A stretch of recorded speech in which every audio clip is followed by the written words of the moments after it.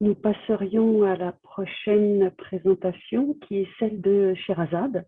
C'est pour ça que je la présente. Donc, Sherazade Ramé, qui est doctorante à l'école de bibliothèque économie et des sciences de l'information de l'UDEM, de l'Université de Montréal, va nous présenter son affiche indexation automatique et repérage des images numériques. Donc, je laisse la parole à Sherazade. Merci Virginie. Je vais partager mon écran.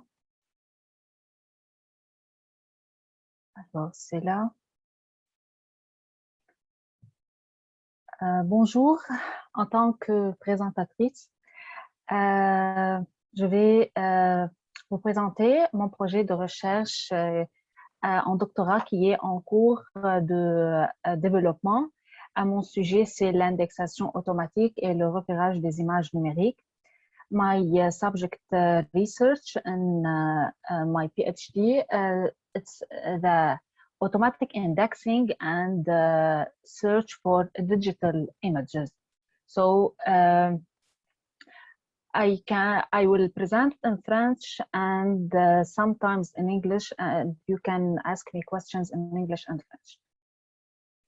Alors, si je résume mon sujet de recherche, je pourrais vous dire, est-ce que vous avez pensé à faire une recherche d'image à travers une image clé et non pas un mot-clé?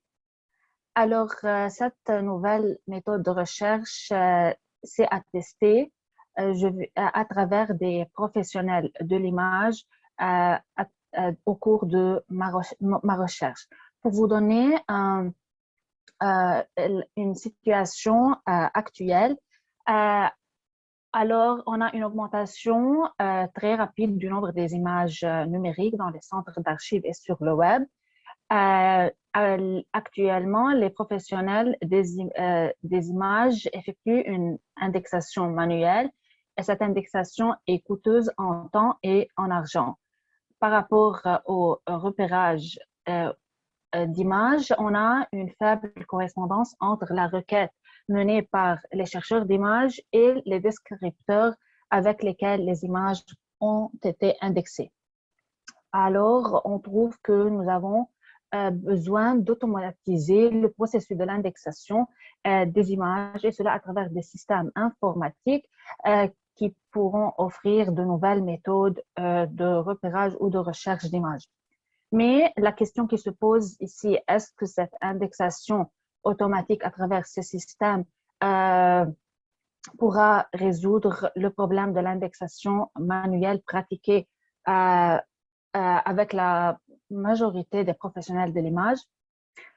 Pour vous mettre dans le contexte de mon choix de ce sujet de recherche, j'ai choisi ce sujet à travers mon expérience de travail dans une institution médiatique où j'indexais les images manuellement, mais le problème c'était avec la production très rapide des images.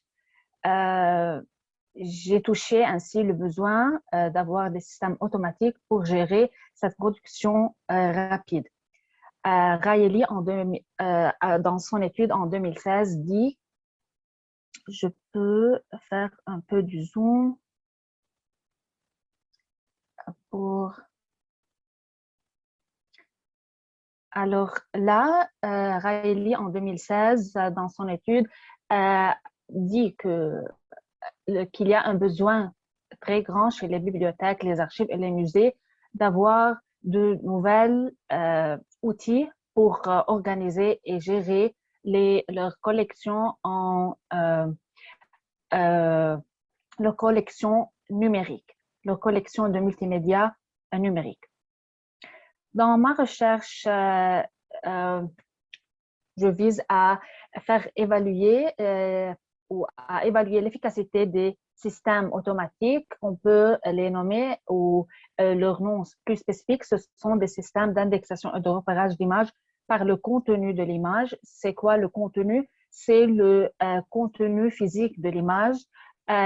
numérique qui est formé par des pixels qui forment l'unité de base d'une image numérique. Un deuxième objectif, c'est d'examiner les facteurs influençant la satisfaction des professionnels de l'image à travers ou par rapport aux résultats que pourront donner ces systèmes. Pour vous présenter mon contexte de recherche, j'ai deux volets, le contexte de l'indexation des images numériques et le contexte de repérage. Alors, en commençant par l'indexation des images numériques, on a trois méthodes. L'indexation basée sur le contexte ou concept qui se fait manuellement et automatiquement en utilisant des descripteurs textuels. La deuxième méthode, c'est l'indexation basée sur le contenu. Elle est automatique et elle utilise des descripteurs visuels. C'est là où on fait extraction des couleurs, formes, textures, régions d'intérêt en se basant sur les pixels de l'image. La troisième méthode, c'est l'annotation automatique d'image qui se fait manuellement et automatiquement dans deux phases en utilisant aussi des descripteurs textuels et aussi visuels. Pour la recherche textuelle, ce deuxième volet, on a la recherche textuelle où un chercheur d'images utilise des mots-clés dans la requête des systèmes de recherche d'images en attendant des réponses à travers ce système après l'utilisation des mots-clés. La recherche par similarité, c'est la recherche offerte par ces systèmes automatiques qui permettent aux utilisateurs de donner aux chercheurs d'images la possibilité de faire une recherche par image clé. Alors, on donne au système une image et on cherche une image similaire à cette image requête qui est une image clé. Je passe maintenant à ma méthodologie. Alors, j'ai choisi une devis expérimentale avec deux unités d'analyse, les systèmes d'indexation et de repérage d'images par le contenu pour former un échantillonnage quantitatif. Et la deuxième unité d'analyse, ce sont les professionnels de l'image provenant des institutions médiatiques au Canada pour former un échantillonnage qualitatif.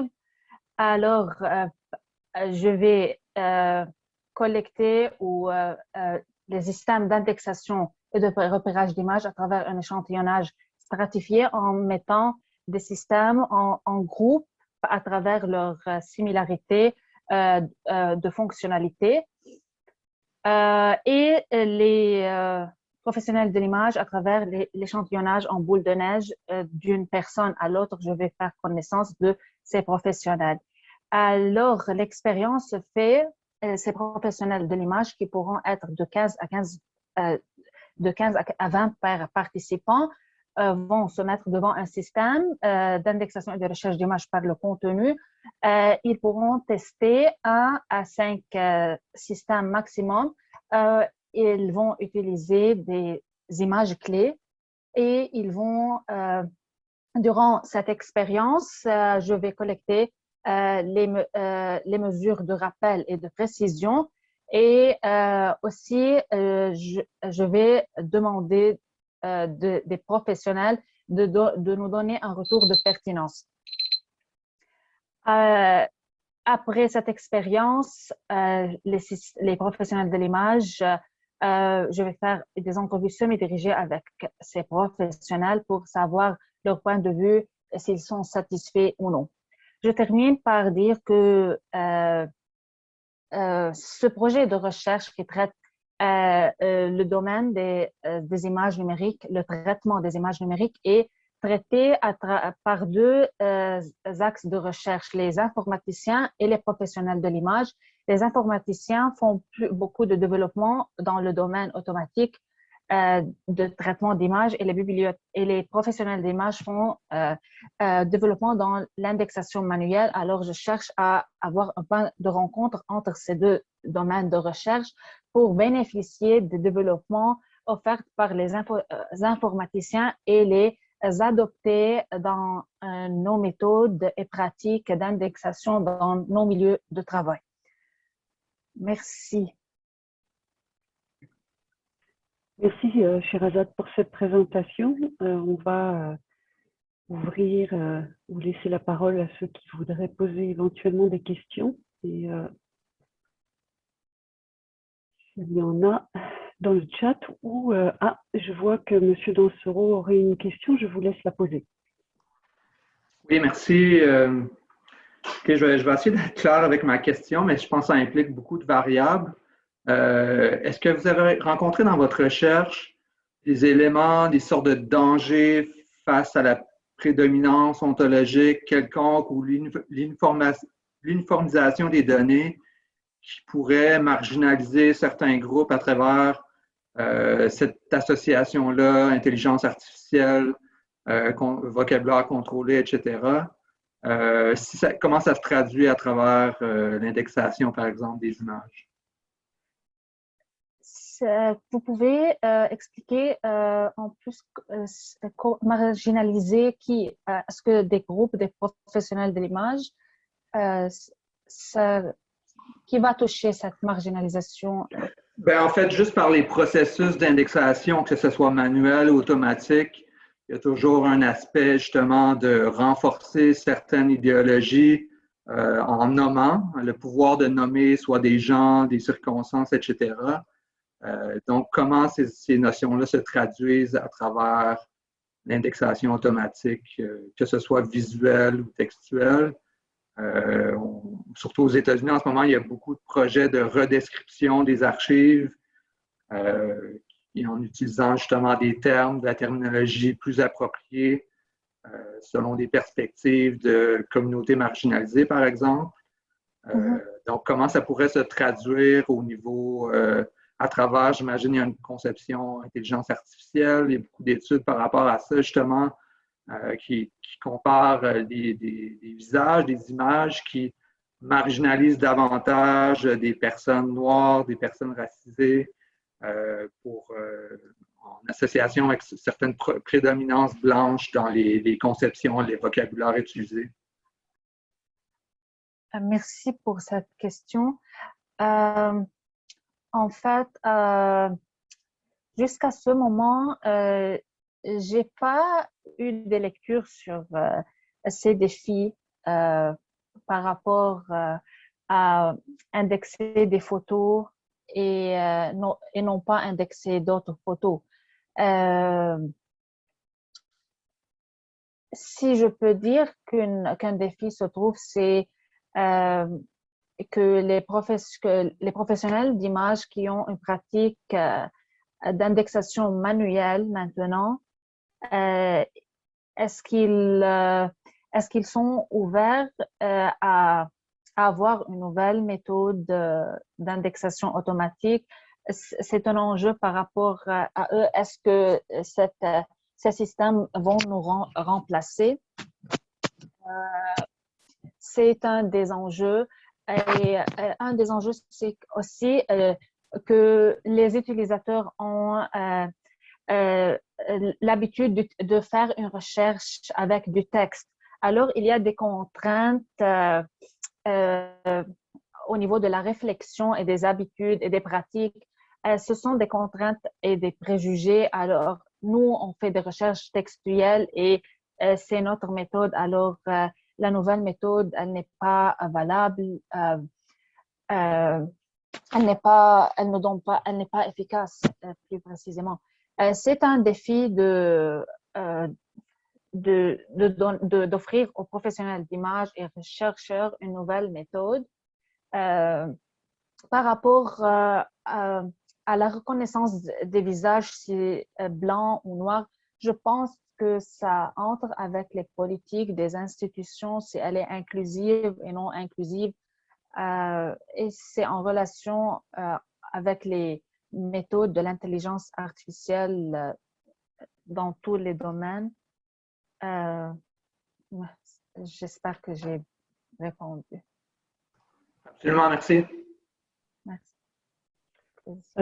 Sherazade, est-ce qu'en une minute, même pas, tu pourrais peut-être répondre à la question de Bénédicte Graille qui demande quels sont les systèmes automatiques que vous avez retenus?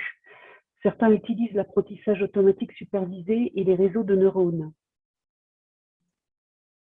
Jusqu'à maintenant, il y a Google Images, un des systèmes automatiques qui offre la possibilité de faire une recherche par image. Il y a un système nommé Pixolution. Il aussi offre des fonctionnalités de recherche visuelle. Ce sont des systèmes, et quelques systèmes comme TinEye ou Dixo. Alors, ces systèmes sont en libre accès, c'est pour cela que j'ai pu les tester, mais je ne sais pas si, je n'ai pas d'informations quelles sont, est-ce qu'ils utilisent la méthode d'apprentissage automatique supervisé ou les réseaux de neurones. J'ai fait de lecture sur ces méthodes, mais j'ai pas d'informations sur si ces systèmes libre accès utilisent ces méthodes. Prochainement, je vais examiner si les systèmes internes dans les institutions médiatiques utilisent ces systèmes automatiques et s'ils utilisent les méthodes d'apprentissage automatique supervisé au réseau de neurones. Merci beaucoup, Sherazade. Merci pour tes réponses et merci pour ta présentation. Je laisse la parole à Philippe pour la prochaine présentation.